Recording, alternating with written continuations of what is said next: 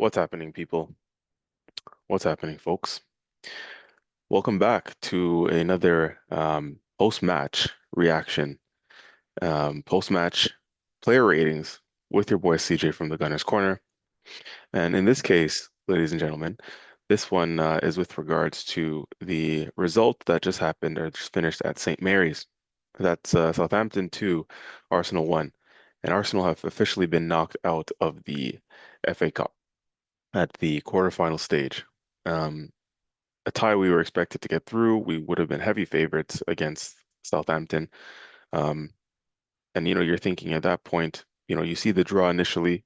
Yes, it's at St. Mary's, but you're looking at it and you're saying, ah, surely we can get through. Surely we get through to the semifinals. Maybe some of us were a little bit ignorant. Maybe some of us were looking too far ahead, looking at the semifinals a little bit too early when there's a quarterfinal tie to negotiate. Against the Southampton side who's been undefeated, I believe, in 14 games, something like that, 13, 14 games prior to today's match. Um, Maybe we took them a little bit too lightly, you know. Um, and something tells me Arteta didn't. Arteta probably didn't take them that lightly. Although saying that, we did leave some crucial squad players and important players out of the lineup altogether. But we have a squad for a reason.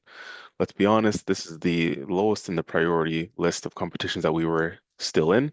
We have the Champions League, the Premier League, and the FA Cup. But FA Cup was the lowest on the priority list. Let's be honest about that for a second. So, we're rotating your side, a side who's, already carrying quite a bit of injuries and injury concerns. This is what we invested the squad for, right? This is what we have a squad for a reason for. You would think that the rotated side that we put out should have been able to get the job done, with all due respect.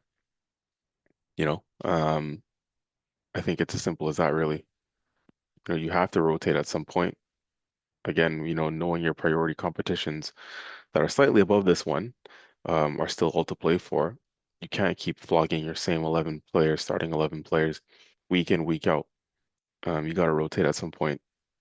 And so I don't have any problems with him rotating today in terms of the players that he put out there. The team that he put out there should have been able to get the job done, in my opinion. And I think that some of those squad players really and truly let themselves down. I think I don't have much more to say than that. What I can say about those squad players, some of you guys really let yourselves down. Again, the manager, I haven't been his biggest fan, but he had to rotate. He had to rotate in some capacity. He really, really did. You know, Saka's can't keep playing week in, week out. Declan Rice, they're gonna have to play these games for the rest of the season. The ones that we're still in, the Premier League competitions, the Champions League competitions, they're gonna have to play those guys, right? That's a lot more games, a hell of a lot more games to play. So the only real room for rotation, proper rotation, was today. Again, we didn't play City today. We didn't play Liverpool today. We didn't play Man United today. We played Southampton, who are in the championship. If your rotated side, if your squad players can't come in and do the business, you guys have to look at yourselves in the mirror first and foremost before we even talk about the manager or anything else.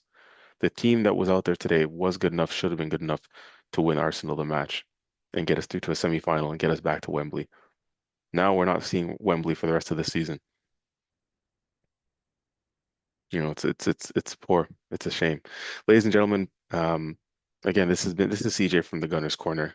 Let me just start off properly introducing myself once again. My head's all over the place, people. This is an immediate raw reaction after the game, so give us a break here. But again, CJ from the Gunner's Corner coming back to you with another post-match player ratings, match reaction. Please subscribe to the channel if you haven't done so already. It really, really does help us out. Like the video as well, share, hype, subscribe, all that good stuff. But yeah, that sort of interaction on the channel, whether it's a subscribe or a like, or both ideally, right? Hyping the videos, that really, really does help us out. So please, continue to do that for us. Um, thank you very much. And let's get back into the match analysis here. The team that started the game today, Kepa in goal, Mascara and Gabriel center back, Ben White right back, Lewis Skelly left back, or Odegaard, Norgard, and Kai Havertz made up that midfield three. Martinelli on the left, Max Dowman on the right, and Gabriel Jesus up top. So let's get into it, shall we? Let's get into the individual performances because again, certain individuals need to look at themselves in the mirror. Um, By the way, Southampton, full credit, full merit for your 3 points for 3 points for your win and your qualification to the next round and qualification to Wembley. Congratulations, well done, fully deserved in the end. That sort of passion, that heart is something I wish we showed, you know. So Southampton, let's take nothing away from them. They deserve it. At the end of the day, they deserve it. You know. Um, Listen, let's get into it. Player ratings. Kepa Arrizabalaga in goal. Probably going to be his last game, and in my opinion, should be his last game for Arsenal Football Club for the rest of the season. Unless again we somehow magically get in a comfortable position in the Premier League where we won it with a couple games to spare, or in the Champions League where we, let's say, we won our first tie comfortably, and we already have one foot in the next round of that competition. In the Champions League, right? Say we win a first leg at Sporting 3-0, 4-0, like we slapped Sporting at their ground last year, albeit in the group stages. Um, but let's say we comfortably get a first leg deficit, by 3, 4 goals against Sporting, and then maybe in the second leg you can play a Kepa, for some minutes to go through the motions.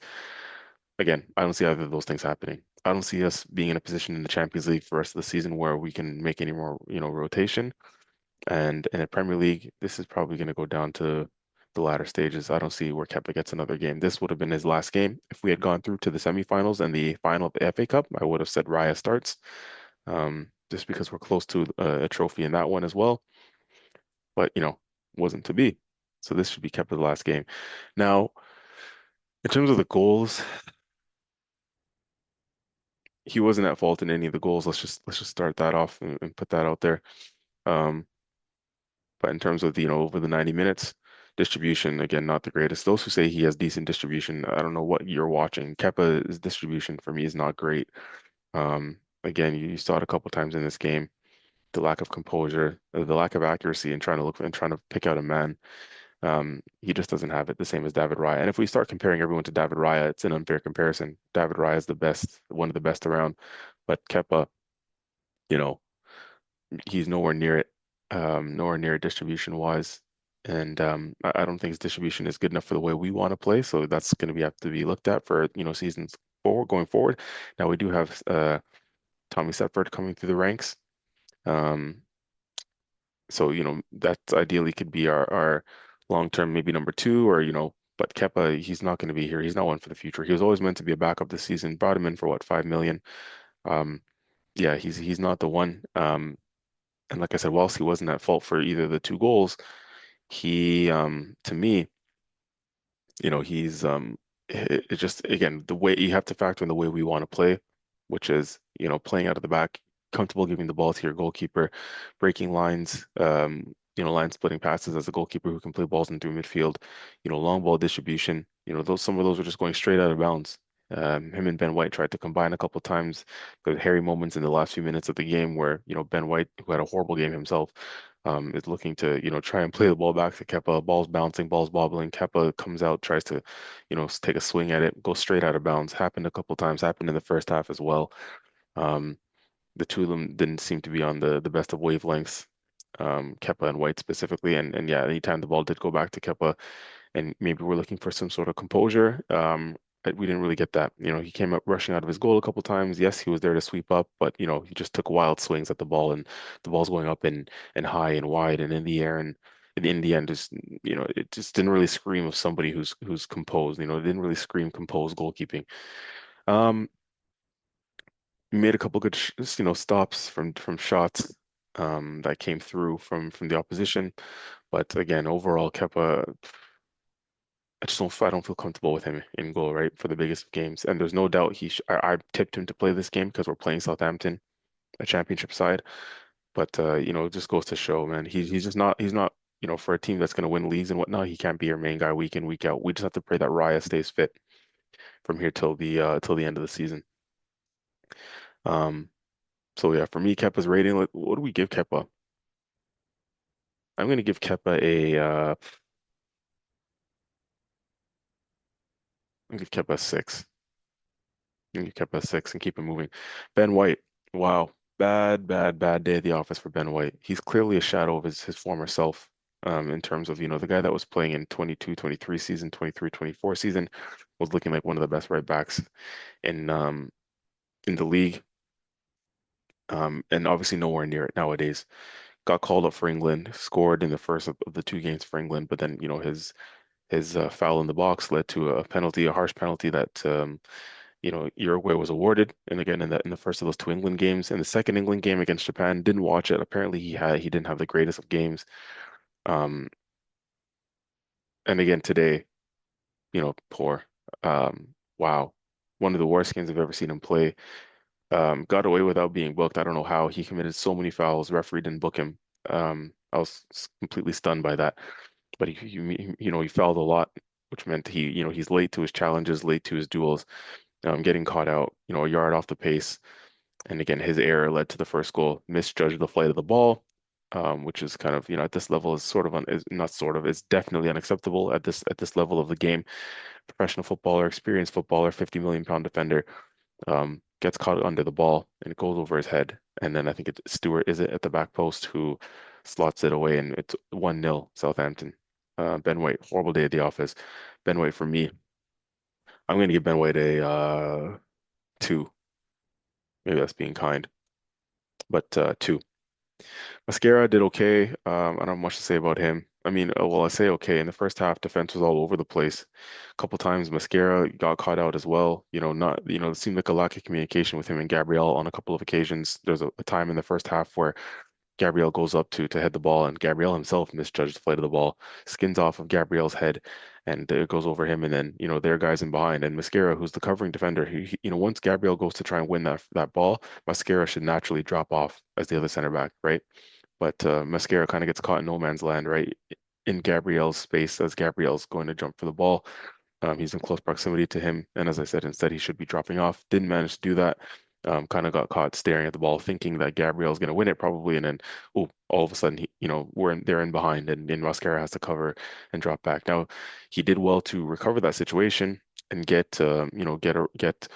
caught up with their forward, who would look like they had Kepa beaten, and then Mascara comes in and covers and clears the ball into touch and was awarded a foul for it in the end. But it was a good recovery pace from him. But again, he got caught a couple times, and a couple times we were on our heels a bit and turned running back towards our own goal.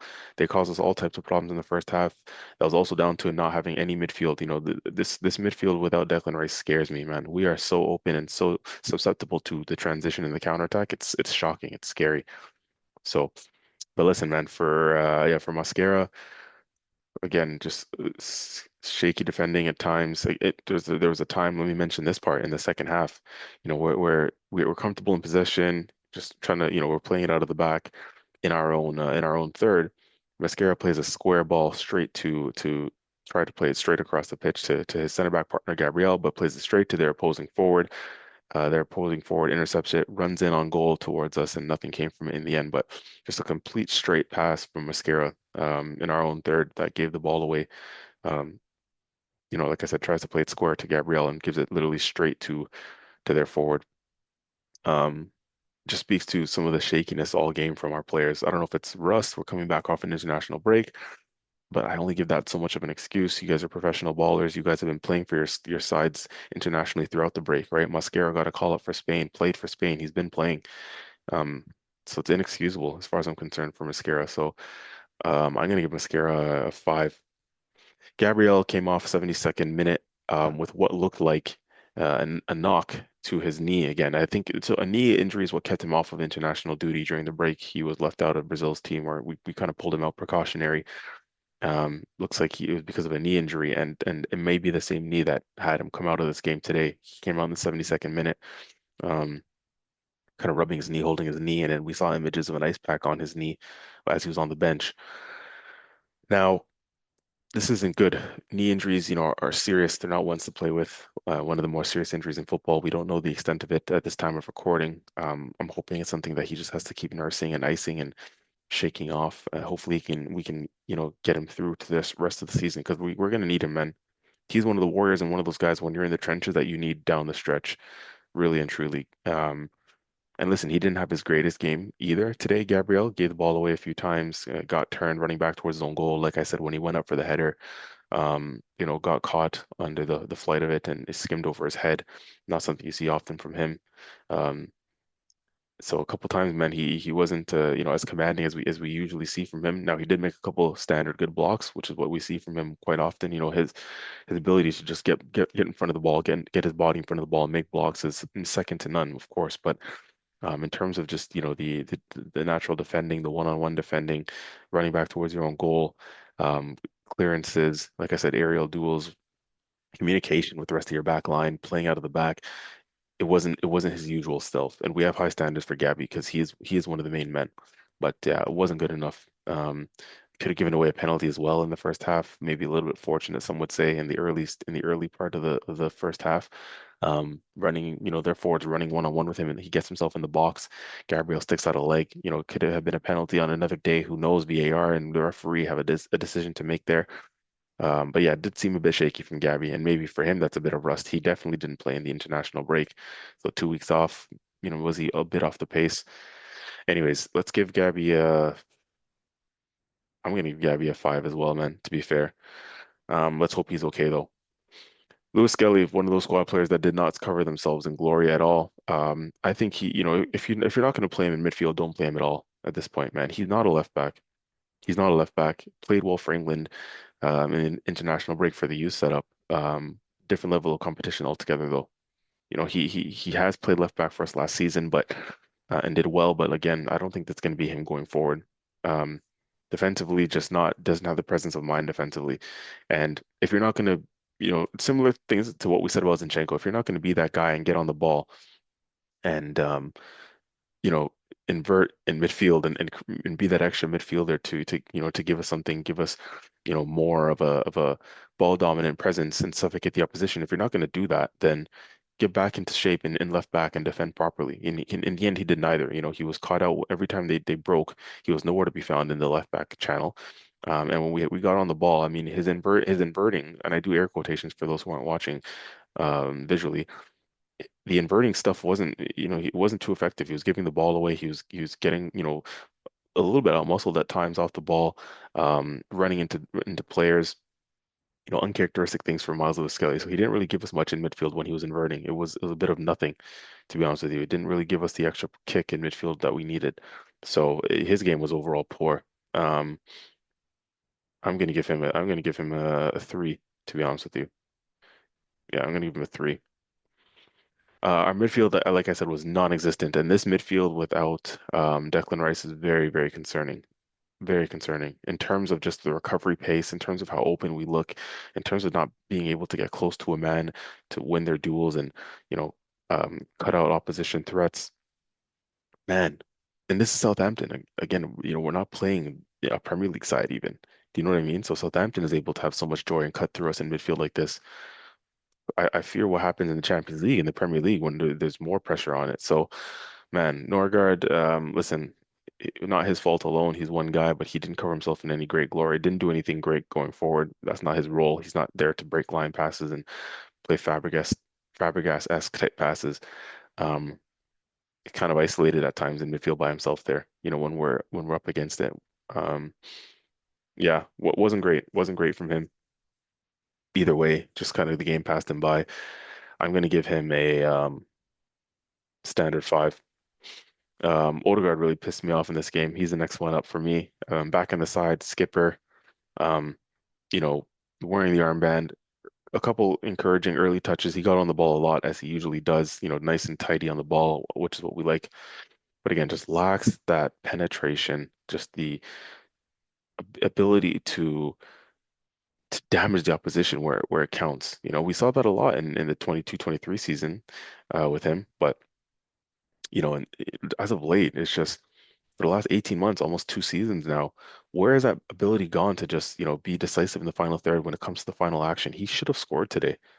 That one effort that we all, remember quite clearly where, edge of the box, or kind of sort of the top of the 18-yard box area. So he's in the 18-yard box just outside of the six area. Um, Martinelli does good work to cut the ball back to him. And bread and butter 22-23 season, he just puts that away. Those ones where he's making that run into the box on his left foot, he just slots those away for fun 22-23 season. But in this game, man, what looks like a standard typical Odegaard finish was anything but, he scuffs it, he kicks his right foot, he kicks the ball into his right foot and it goes just wide. He had so much open space and time to just get that right. Um, and yeah, and in the end, he made a meal of it. Like I said, kicks the ball onto his right foot, scuffs his effort, and it just goes wide past the post. And at that thing, you're thinking at that point, this is not going to be his day. Um, but yeah, looked busy. Got on the ball loads like we know him to do, but it wasn't enough. Again, you're expecting a player of his quality to do more to damage a Southampton team who, again, a championship side. I'll keep reiterating that. Wasn't enough. Should have scored, and I expect more of him because of the player he is, the captain, the caliber of player that he is. You expect more of him. I'm not giving him an excuse of, oh, he was out for a month and this and that. He would have been back training. You know, the, it's just not good enough for me, man. Of that level of that quality. And again, that one effort, if we go up 1-0, because at that point I believe it's 0-0 in the game. If we score from that effort that he has, where he kicks it off his own foot and scuffs it, I think it's a different game. So poor from him. Leader, captain, we were comparing him to De Bruyne a couple years ago. No chance. Um, Odegaard, I'm gonna give him a 6. Maybe that's being kind. No, I want to give him a 5. That miss was shocking. And give him a 5. Kai Havertz, he wasn't having the greatest game up until the point where he assisted our only goal. That was really good composure that he had to get, and he has good movement. That's one thing we will always say about Havertz. His movement is very good, and he managed to get away from he managed to sorry stay on side and make a run off the shoulder. Gabriel slipped him in nicely. Very good pass from him. And Kai Havertz, made that sort of run, managed to keep himself on side, made that run through that cut the defense open. And from there, he had work to do still, to get the ball settled, have a look up, and pick out Gyökeres when Gyökeres seemed to be one of the only options in the box at the time. He managed to find the one guy, and Gyökeres obviously slots it away. And I think that was really good composure from Kai at that moment in time. So, to be honest with you, um, yeah, in terms of his rating, other than that, I mean, yeah, like I said, I didn't think he did anything else of note before that. Um, in and around that period. Again, first half from him was a bit of nothing from Havertz. Um, yeah, didn't cover himself in too much glory for most of the game up to that point, but the assist was good enough for me. And again, the composure for it, I think was quality from him. So that one moment of quality boosts his rating a little bit. I'm going to give him a 6. But otherwise, he was part of a midfield that just had us completely open, just lacked shape and inventiveness and ideas. Midfield, still say it, man. Midfield is not Kai Havertz's true role. Um, Definitely more of a second striker, false nine type player, but midfield, nah. We've seen that experiment and it doesn't really work. So 6 for Havertz, 5 for Odegaard, 5 for Norgard. Um, Front three. Start quickly with Max Dowman. I'm just gonna say out of our outfield players, he was probably the best of a bad bunch, but he wasn't bad. That's not to say he was bad. Max Dowman was actually good. Um, he picks up the ball and his close control and his strength for his age at 16 years old is actually quite phenomenal. Does really well when he's running with the ball. The confidence just to take guys on, gives us something different.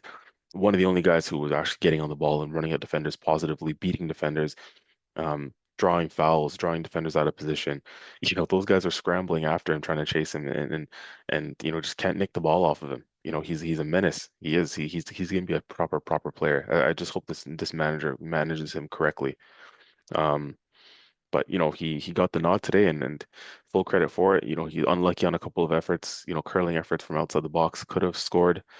Maybe should have scored a couple of occasions, but he did his thing. He was the only one that really looked positive out of all the outfield players that started the game. Um, so I'm actually going to give him a 7. I'm going to give him a 7. And that might be the highest rating of all the. Yeah, definitely is going to be the highest rating. I'll tell you that now from all the outfield players. Big up to Max Dowman, and he's got a bright future ahead. Keep your head up, son. A lot more football to be played, and a lot more football for you to play. So Max Dowman gets a 7, best outfield player that started the game. Martinelli on the left, another guy who's just, this is your opportunity to just make your claim to be part of something, not just this season, but still being part of Arsenal going forward. But again, every more and more I see him, it just shows me that the guy needs to be sold. in the summer. I'm getting tired of it, man. We need an upgrade there. It's gone stale. We've seen him for over 5 years now. It's not working. Martinelli, I'm sorry that this chapter is over. I'm sorry. The sentiment is done. The cute story of, you came from the fourth division and, you've made it and well done to you. Somehow you're still getting yourself in the Brazil side and that says more about Brazil at the moment that they're calling up the likes of Martinelli still, and the lack of their quality. But I don't rate him too tough anymore, Martinelli, man. I'm done. I'm personally done with the guy. I'm just not seeing enough at this level for this team, for where we are in this stage of Arteta's tenure. That needs to be badly upgraded, that left wing. Simple as that. He doesn't do enough. Doesn't do enough, Martinelli. Gets himself in good positions and fluffs it. Then again, the final action, right? What separates these attackers at the highest level is when you get to that final action, the final third, the final decisive moment, whether it's the crucial assist or the goal that gets your team over the line and puts you in a position to succeed. He just goes missing at the crucial moment sometimes. Or that final action is just it's poor. Maybe a lot of good work, a couple good runs, beat his guy once or twice, but again, when you get into the box and it's time to be decisive, it's not enough from him, man. There's not enough of that decisive action when it really counts once you get yourself into the box, whether it's a shot or a cross or a pass, a decisive pass, not enough for Martinelli, man. Not enough for me. I'm sorry, I just don't see it with him. And it's 5, 6 years of this. It's not enough for me. Martinelli, I think he got himself booked pushing the referee. I mean, it's the best thing he did all game was push the ref. Um, yeah. And like I said, he did have that low cut back from Martin Odegaard. That Martin Odegaard, scuffled in the first half. That same effort that I was referring to, where Odegaard kicks it off his own foot. Martinelli did the work for that. Some would say on a different day could have himself an assist, but again, you have to consider the opposition we're playing. You just expect more quality and more moments from Martinelli that really make it count. And it's time and time again not enough. I don't know. I'm just over it, man. We've seen enough. We've seen this story. Hasn't gotten us to the promised land, and it's not going to at this point if it hasn't already. He's not a little kid anymore. So Martinelli gets a three for me. It's poor. Jesus, I'm completely done with this guy. Like he's the first person that should be on the chopping block in the summer. Jesus, what is he even doing out there? The guy lasted what, 60 minutes? Could have even come off earlier. Could have. He's having one of those performances that you could have taken him off in the first half. Just poor, man. Absolutely poor from Gabby Jesus. He's done. He is done at this level for Arsenal Football Club. For any football club who's going to try and win Premier Leagues and Champions Leagues at the highest level, I think Jesus is done. Those injuries have affected him, probably, likely. Definitely not the same player we first saw when he first came into the club. He's not even in positions that he needs to be in the number nine position. I mean, what are you doing in defensive midfield position sometimes, or getting yourself out wide when we need a focal point in a number nine? Like, it's all over the place, man.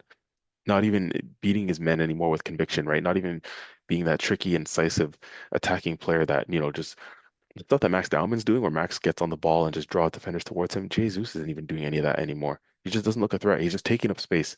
And again, he's not even in positions that he needs to be in. He's not in the number nine position when we need a focal point. Who knows where he is whenever we're in possession? Do you know what I mean? You can look around and you can find Jesus at right back sometimes. Like it's just a joke. What are you doing? You're just running around taking up space at this point, and you're not even getting on the ball being effective.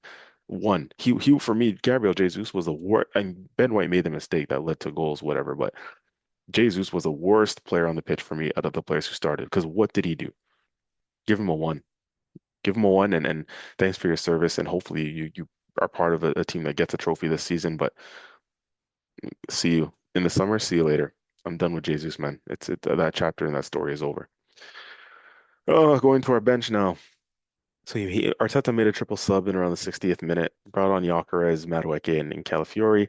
Um, Madueke, similar to a Martinelli in the sense that some of the wingers that we have at the moment, it's their final third action that's just not good enough, right? And a couple times where Madueke, he slips over at the last minute or he just runs into traffic, runs the ball out of bounds as soon as he gets into a decent position or gets into the box. He's a chaos merchant, some would say, right? Constantly gives you a threat, never gives defenders a moment's rest. But once he's running at you and let's say he beats you, it's like after that, he could do anything. He could run the ball out of play. He could probably put it in the top corner. He could. maybe pick a pass, but you just don't know with him sometimes. Like it literally, he's such a random wild card as Madueke. It's a bit of a chaos factor. And again, it's a couple shots that he had an effort that went wide when he should have had more composure. This was late in the second half, and he got himself into the box. That shot that he had that went wide should have been on target from the position that he was in. Again, a couple times just running the ball out of bounds. And yeah, I don't know, man. Madueke, I'll give him a standard five. I'll be kind of kind because he wasn't on long enough. Although saying that, again, Gyökeres, he came on at the same time and scored a goal. So Madueke had enough to do something, and I'm not even going to give him a standard five. I'll give him a four. Um, Gyökeres, let's go right to Gyökeres. I mean, came on, did his job, scored a goal, and I feel sorry for him that he was on the losing end of this because he's been in such a good run of form as Gyökeres, and you wanted to be the guy to come in and turn our fortunes, right? Scored the goal, and at that point, you're thinking, let's kick on from here. But unfortunately, his goal wasn't enough, and it was a good finish, a good striker's finish against somewhere where the likes of a Gabriel Jesus should be when we're in the box and we're looking for a man to pick out. Gyökeres is there, and it's a great finish, good instinctive finish, your number nine's finish. So I'm going to give him a six. Didn't do anything else in and around that. Or he saying that he did play another good ball in behind for Martinelli with his picking up the ball with his back to goal, and picked out Martinelli well. So 6.5 I'll give him because the only one that deserves the highest standout rating is Max Dowman in my opinion. But Gyökeres gets a 6.5. So Max got the 7. Gyökeres is the next best player in terms of a rating, gets a 6.5. Scored the goal, but it wasn't enough on the day. Calafiore, 60th minute, comes on as well, part of that triple sub with Gyökeres and Madueke. Um, Calafiore didn't do anything here, neither here nor there. Maybe he's still affected by Italy being knocked out of the World Cup, or not qualifying for the World Cup, so maybe that's still in his mind. It kind of seemed like it because he just had a really nonchalant performance, Calafiore, and wasn't too impressive. I mean, for their second goal, their game-winning goal, he got turned a bit running back towards our own goal. Our defense was all over the place, including him. So didn't cover himself in glory with the defending for that moment before they entered the box. We could give Calafiori a four. Yeah, nothing spectacular there. And just underwhelming. Again, a player who's probably been affected by his nation's inability to get to the World Cup, but he's got to dust that down and wipe that off quickly. Saliba, standard five, came on in the 72nd minute for Gabriel. Um, Although again, he was part of the back line that conceded that late winner. Part of the back line who was just tossed and turned all over the place. Didn't do much to cover himself in glory to be part of that. But I mean, whatever, man. Standard five. Um, didn't have enough time. Didn't do much individually to impact the game positively or negatively either. So just give him a standard five. Whatever. Keep it moving. Zubimendi standard five as well. Came on in the 79th minute. Um, didn't do much when he came on, didn't have enough time to affect it. And yeah, at that point, it's it. That's all we had left to play in terms of the cards that we were dealt with. We had who else was on the bench, just to confirm here. We had David Raya on the bench, Marley Salmon, Young Kid, Harriman and Noose, and O'Neill from the youth team, 17 years of age. Yeah. And as much as I say, Arteta put out a lineup that should have got the job done, unfortunately, like I've said before on podcasts, he's the leader. He's the pilot of the plane. He's the captain of the ship. So under his stewardship and his leadership, whilst he may not directly be at fault, because you expect the guys to get the job done, you don't expect Ben White to make them mistakes, etc. That's your team, that's your lineup, those are your players. You got to be the fall guy. You're the leader from the top. And that's another cup competition that you're out of, and the opportunities to win trophies. Something that you're going to be judged on that that's another one that's eluded you, and that's another one that's you're not going to collect this season. So now there's even more pressure to win two big ones that one we haven't won in 20 plus years, and another one in the Champions League that we've never won. So good luck to Arteta. There's going to be immense pressure on you from here on out, and you got to deliver something because that's two domestic cups gone, and Arteta is going to get himself a standard five, in my opinion. Um, yeah, it's not looking good for him. He's under pressure, under real pressure. Now, on a positive note, like I said, we've been knocked out of two domestic cups in the space of a couple weeks. and Arteta's chances to win trophies are looking few and far between. Um, we are in a good position still in the Premier League, and we are still in the Champions League, of course. But yeah, after being knocked out of two domestic cups, how do we bounce back? How does he bounce back? How does he get the best out of the guys from this point onward? How does he rally them up to go all the way to win two competitions that are the priority competitions that are the most prestigious and the ones that have been eluding us? Again, one for 20 plus years and the other one never won. So now he's got to find a way to get one of those at least over the line, at the very least. Wow. Talk about pressure, but this is what he gets paid for. No sympathy for him. You've been here 6 years, you've had the money, the time, you're fortunate to still be here. Do it. Go and do it. Go and deliver, you know?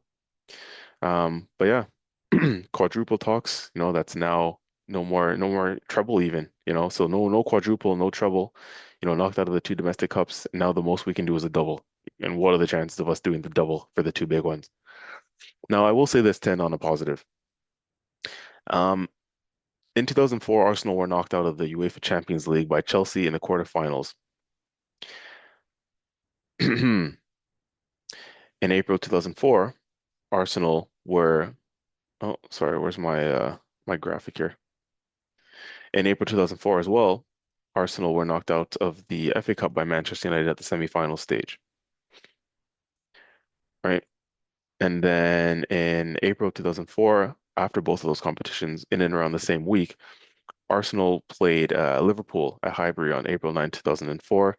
We're down 2-1 at halftime in the Premier League, right? So after just being knocked out of the FA Cup and just being knocked out of the Champions League in 2004 in the same week by Chelsea and then Man United, um, we're down 2-1 at halftime in the Premier League to Liverpool at Highbury.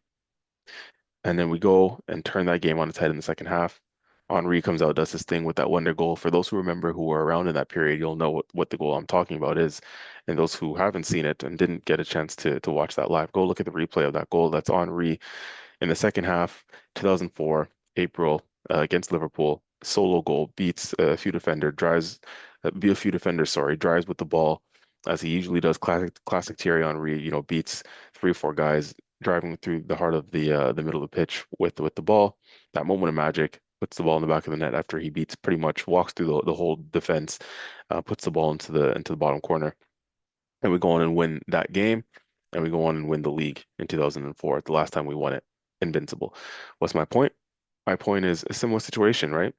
In 2004, at a time where we had again knocked out of the FA Cup by Man United at the semifinal stage, knocked out of, following that midweek, knocked out of Chelsea, April 2004 as well in the quarterfinal stage of the Champions League. You know, after going out of those two cups, we had Liverpool on that weekend, April 9, 2004, I believe it was. Liverpool that weekend at Highbury, and we're down 2-1 at halftime with our title hopes now fading after being knocked out of the Champions League and the FA Cup. And then we flipped the game on its head in the second half. Now, what does that mean for us? Again, domestic cup, two domestic cups we were knocked out of um, in successive weeks, essentially, knocked out of the Carabao Cup final, lost that, and lost the FA Cup to Southampton just now in the quarterfinal. How do the boys bounce back and pick themselves up? Who's going to be, we don't have a Thierry Henry, but who's going to be that person, that leader, that character who just picks us up and helps us drive forward to get over the line and help see this through and to turn our fortunes and be the captain and pick us up off the ground right now? Because right now we're in a bad moment. Our chances of trophies are now fading, and who's going to pick us up? Who's going to turn this around and get us again, one of the two big ones? We're in a fantastic position in both. But now it's about going out and doing it. And at a time where we're under a bit of turmoil, maybe turmoil is a harsh word, but it's a bit of some would say panic stations now. You know, Man City breathing down our necks in the league, Champions League looking tough with some teams that are still in there. How are we going to do it? Who's going to be the one? Thierry Henry was the one that did it in 2004 after we got knocked out of two other cups in the space of a week, 2-1 down in the Premier League at Highbury against Liverpool at halftime. And at that point, you're thinking the title hopes are fading as well. But we turned it around and we won the Premier League in 2004 in the end. Who's going to be that guy? Who's going to be that persons to carry us through and help us get, that Premier League title this time around as well in similar fashion, or Champions League, one of those that we're still in, right? That's the positive we have to look at it, right? We're still in the other two. we have to find a way to turn this around now, and we need somebody to turn to. I don't know who that's going to be, but we need somebody to turn to who's going to be the man and write their name in the history books and get us these majors. Listen, people, I said enough. I've waffled on too long, but we needed that after this game. You know, there's still a lot to look forward to. Let's be positive and let's try and see if we can get over the line where we need to. Okay, so this has been CJ from the Gunners Corner with a post-match player ratings and match reaction. We'll see you next. It's all hands on deck for the Champions League, so we'll see you then for the Champions League previews. There's going to be another episode 96 recording out tomorrow for with myself, Merdad, and maybe Laurent if he's back. Um, but yeah, keep it locked in here with us, man. We go again because we're gonna have to. Champions League is gonna be the next one up on Tuesday, I believe it is. Sporting Lisbon away, and we got to pick ourselves up again. All right, so head up, y'all.